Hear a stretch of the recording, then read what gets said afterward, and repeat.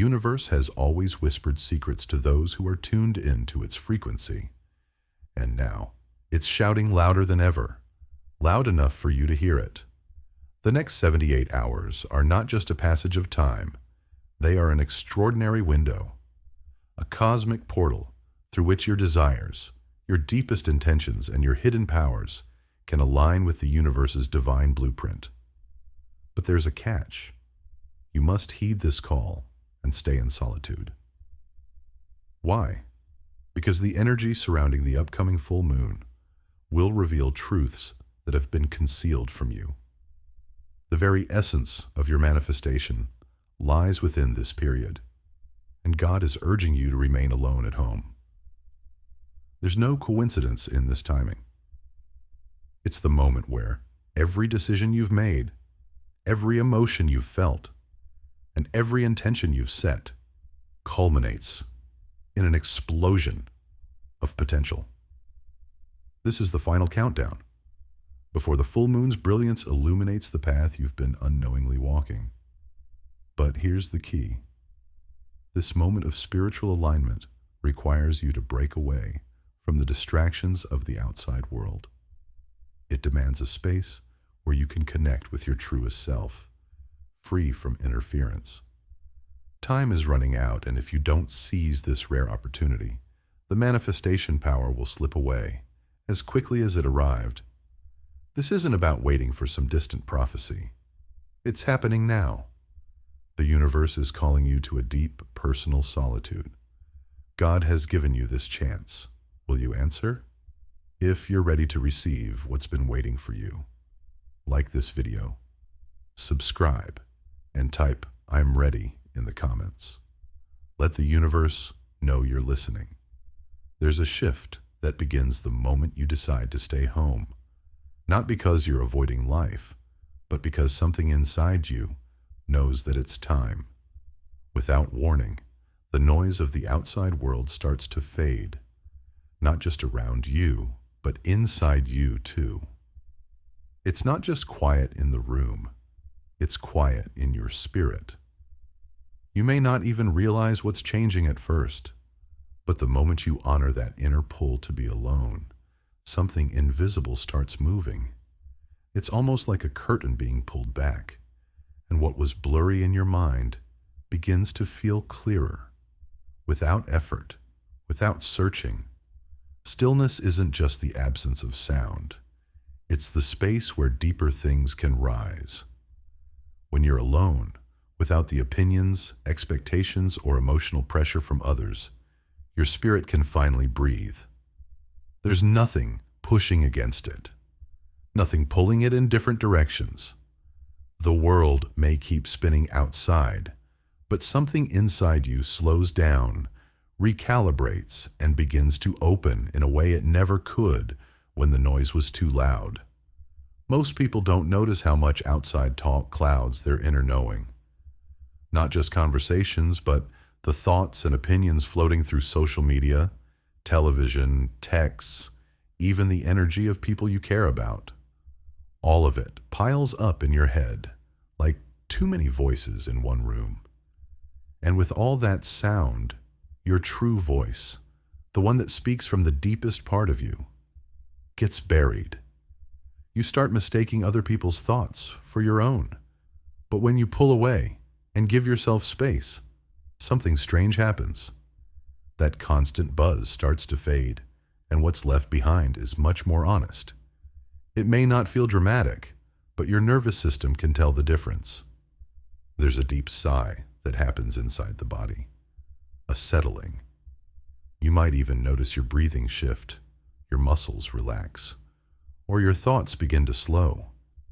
These are signs that the outside energy is beginning to release its grip. Your space, the very room you're in, starts to feel different, not just in atmosphere, but in how it holds you. It feels less like a room and more like a cocoon. You begin to notice what's been around you the whole time. The stillness between sounds, the way light touches the wall, the thoughts you've ignored. And in that stillness, something else starts to happen. The mental clutter that's been taking up space begins to lift. You realize you've been carrying things that didn't even belong to you. Opinions, doubts, silent pressures, old conversations that left residue on your thoughts. The quiet acts like a gentle wind, clearing out what's not truly yours. You didn't need to force anything. Just stepping away from the constant input was enough for things to start releasing. Your home becomes more than shelter. Without interruption, it turns into a container, a safe place where your own energy finally has room to spread out. What used to be just walls and furniture starts to hold a new kind of peace. You walk through the room and feel it. The absence of outside pull. The stillness becomes more than just quiet. It becomes comforting and then empowering. You're not performing. You're not being observed. There is no need to explain yourself, defend your choices, or adjust your behavior to make others comfortable. That pressure drops completely. And the longer you stay in that space, the more your mind begins to wake up in ways you didn't expect. You start remembering things, not from the past, but from yourself. Traits you used to love, dreams you pushed aside, thoughts that feel more you than anything you've heard in a while. It's not about doing deep spiritual work or trying to fix anything. It's just that with the world unplugged, you can hear yourself again. It's easy to forget that your mind adapts to the energy around it. When you're always in motion, always interacting, your mind begins to mirror the people and energy nearby. And over time, that mirror gets dusty, blurry, or even cracked. Pulling back from that environment doesn't just rest your body. It gives your inner world a chance to reset. You don't need to solve everything. You just need to disconnect long enough to remember what your natural rhythm feels like. Some of the energy you carry every day isn't even yours. When you stay around others too much, whether in person or online, you absorb things without knowing it. Frustrations, expectations, even silent stress. But when you're alone long enough, that borrowed energy can't stay. It begins to leave you because it has nothing to feed on. The confusion, the emotional fog, the second guessing, all of it starts to fall away. It's not a loud process. It's slow, subtle, but powerful. This time alone becomes a kind of doorway. Not a dramatic one. There's no flashing sign, no big emotional moment. But you can feel something unlocking. It might show up as a new thought you've never had before, or a sudden sense of calm you didn't expect, or even a strong knowing that you don't need to ask anyone else what you should do next. That sense of inner direction doesn't come from thinking harder. It comes from having enough silence around you that what's always been inside you can finally rise. Clarity doesn't rush in. It shows up slowly after the noise is gone. When you're not being watched, not being influenced, and not trying to meet anyone's expectations, your inner clarity stretches out and takes a deep breath. It doesn't need attention. It just needed space. And suddenly, answers come easier. Not because you forced them, but because nothing was blocking the view anymore. The world outside is full of static, layers of other people's thoughts, reactions, and unspoken energy. It's not about judging it. It's just about recognizing what it does to your own signal. Staying home for a while, on purpose, clears that static. You're not isolating. You're recalibrating. And in that space, without trying, you begin to tune in to something far more personal, something that had been waiting the whole time for a moment of true quiet to finally be heard. In the hours after pulling back from the world, something you weren't expecting begins to form. It doesn't announce itself with fanfare or drama. It shows up in moments, in how your breath slows without effort, how a thought you've never had before glides through your awareness like it was always waiting for silence. Then time starts to behave differently. You feel the weight of each hour more clearly, not because you're watching the clock, but because something inside you knows that each moment is charged.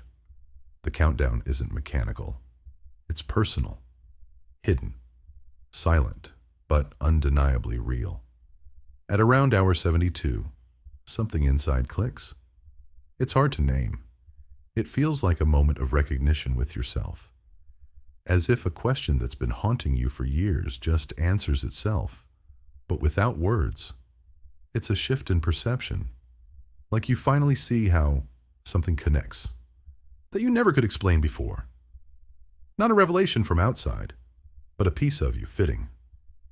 You may be walking, washing a dish, or staring at the wall, and suddenly it's there.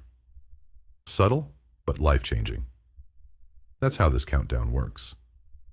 It's internal timing, waking up ancient data that was dormant in you.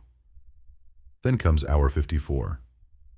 You might feel restless, anxious, or even physically uncomfortable, like you're being cornered by a decision you didn't realize was waiting. You may try to distract yourself, but the pressure won't let up. It's not punishing, it's guiding. It forces clarity. You'll feel like you have to choose something, a direction, a thought, a truth. And once you choose, even silently, the tension shifts. This pressure isn't confusion. It's compression, squeezing the unnecessary, so only your real answer remains. When the countdown hits hour 39, a subtle disconnection begins. Things you once wanted seem blurry now. That job, that person, that goal, they lose color. It's not depression. It's a detox of desire. The version of you that wanted those things is dissolving, not in sadness, but in honesty. You realize you don't want what you thought you did. Something more fitting, more true, starts to call you. But the call is quiet, and it doesn't compete with noise. It waits. And that waiting is part of the test. By hour 27, your inner world splits in two. It's not dramatic, more like a subtle feeling that you're walking a path that could go left or right. You begin to feel both outcomes, one that pulls you back into the old you, the other towards something unfamiliar, but right. You might feel dizzy, detached, or torn. But this is the crossing point. Not every hour in your life gives you a moment like this.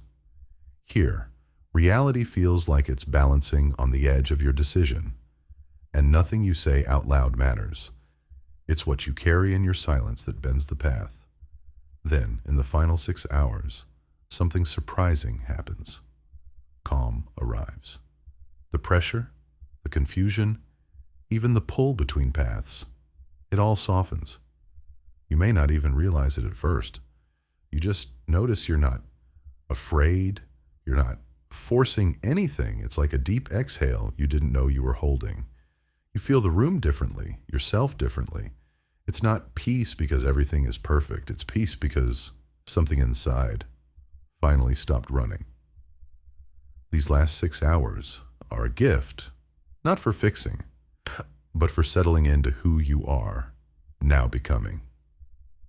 And just when you begin to rest in that stillness, something begins to stir in the air. It's not inside you, it's outside. The atmosphere around you thickens in the most delicate way. You might glance at the sky and feel like it's looking back. The moon doesn't feel distant. It feels involved. You'll notice it not just as light, but as presence. That glow carries more than brightness. It carries instruction. You won't hear words, but you may feel nudged to change a thought mid-sentence. Not because you're thinking, but because something is thinking with you. Your body responds before your mind catches up. You may feel tingles across your skin, a sudden chill in the room, or weight pressing down on your shoulders without fear. You're not imagining things. The body speaks first when energy enters. These are not symptoms. They're signatures. A presence doesn't always knock. Sometimes it hums through your bones, and as you settle into this atmosphere, your thoughts may start skipping. You might forget what you were just thinking, only to have a memory from 10 years ago pop into your head. This is the air shifting how your mind retrieves and arranges what matters. Cosmic signals don't just land in the stars. They ripple into your mental field. Some thoughts aren't yours. They're echoes you've been tuned to. When the signal clears, your own frequency returns. Even the smallest things become strange. A lyric in a song that suddenly sounds like it's meant for you. A bird's call that hits your chest like a message. A random car horn or distant laugh that makes your spine shiver. These sounds aren't random. When the sky speaks, it doesn't use only language. It uses vibration, and vibration finds symbols to ride in on. You've heard 1,000 songs before, but now they feel aimed. That's not an illusion. That's timing, speaking through the airwaves. And then come the lights. You may notice a flicker when no bulb is loose, a subtle shift in glow where nothing should change, a soft pulse near a mirror. You may try to ignore it, but you feel it. Light bends when presence is near. Some visitors don't knock with footsteps. They arrive through current, shadow, and glow. And when the air changes, they can be felt more easily. Not because they just arrived, but because now you can finally notice. All of this, the tingles, the memory flashes, the flickering lights, are not isolated tricks. They're markers, indicators, proof that what surrounds you is no longer what it was. The air is not neutral. It's speaking. But it only speaks when you're quiet enough to feel it. And now, because you've unplugged from the world, allowed the countdown to unfold, and stayed present through it all, the environment can finally reveal what it's been holding back. Not visions, not predictions, but presence. Something or someone has arrived. When the world goes quiet, something else starts listening. Not a person, not a presence, but a higher intelligence that doesn't ask questions out loud. It waits for your silence, then it begins. There's a moment where the air feels like it's paying attention. Not spooky, just alert. You pause. Nothing moves. But deep down, you feel it. You're not alone in that stillness. Your spirit is being scanned, not for punishment, not for perfection, but for truth. Not your truth, but the kind that doesn't bend when spoken. The kind that shows itself in how you feel when no one's watching. Then it starts. Not with words, but with waves. Thoughts you buried begin to rise. Not as memories, but as evidence. Situations flash across your inner screen. Times you hid your heart, faked peace, or smiled while shrinking. And you realize it's not just remembering, it's reviewing. The feeling isn't nostalgia, it's examination. You're being asked silent questions through emotion. Do you still believe this? Did you ever forgive them? Is this thing you're chasing still part of you, or just a habit?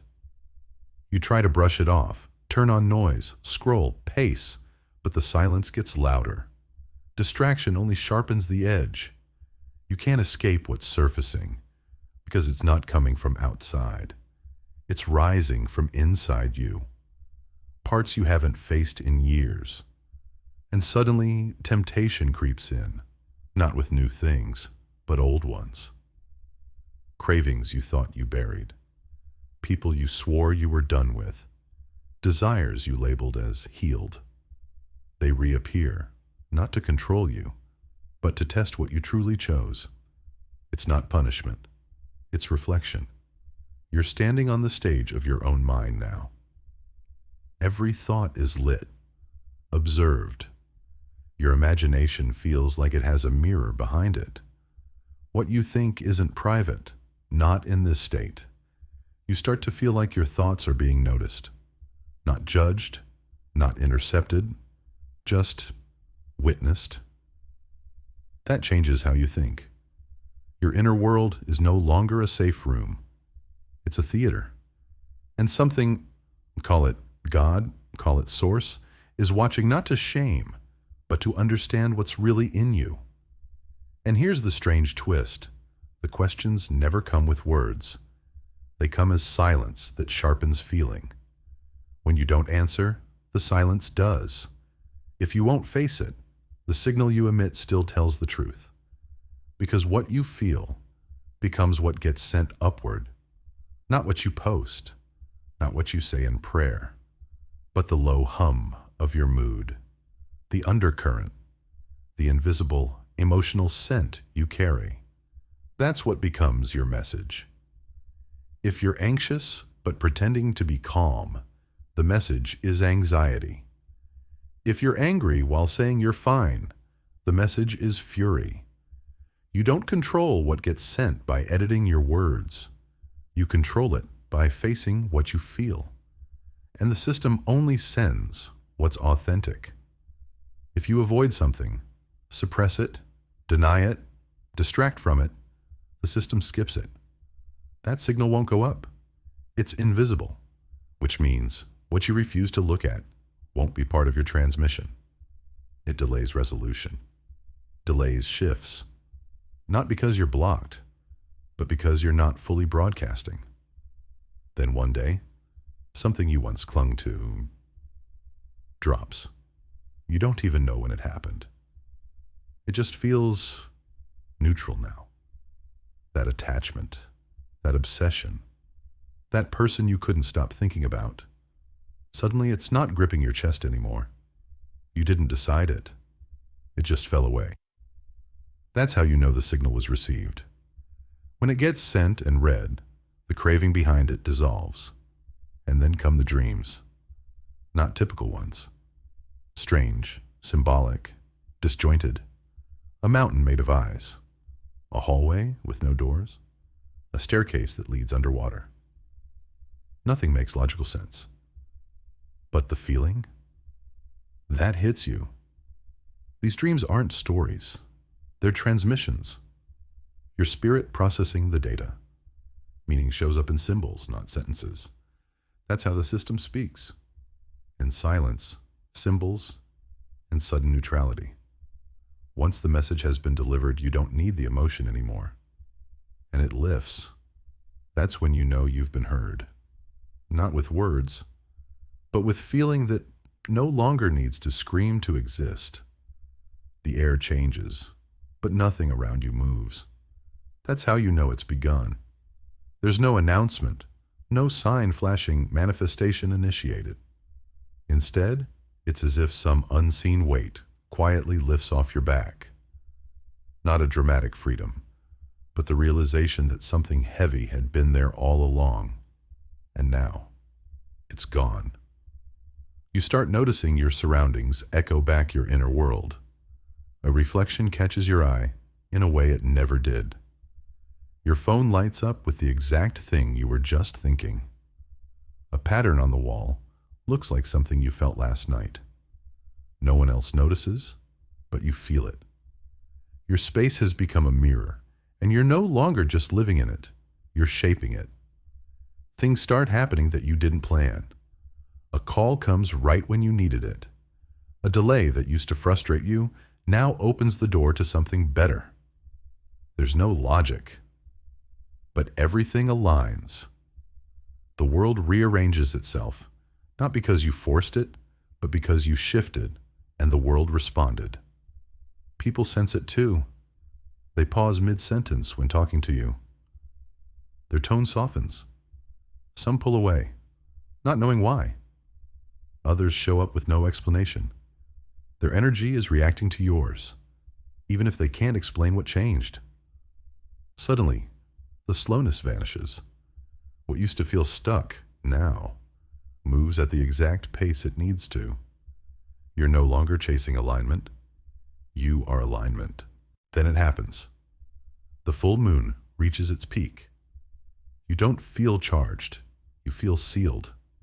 As if the sky closed a lid on your energy and sent it upward. This is not a window. It's a lock.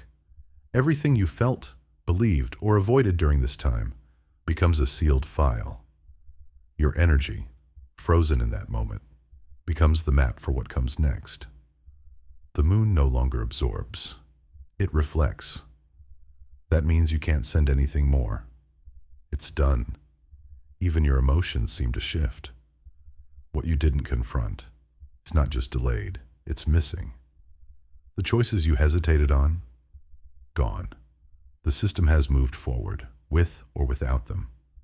Signs that were everywhere, numbers repeating, odd coincidences, symbols showing up in random places. They go quiet. Not because you've lost connection, but because the signal has been finalized. You're now walking inside the result. And that's the rule.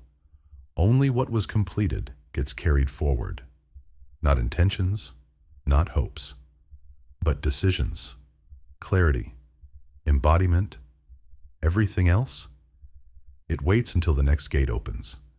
And you'll know exactly what got locked in, because it will start living with you, quietly, every single day.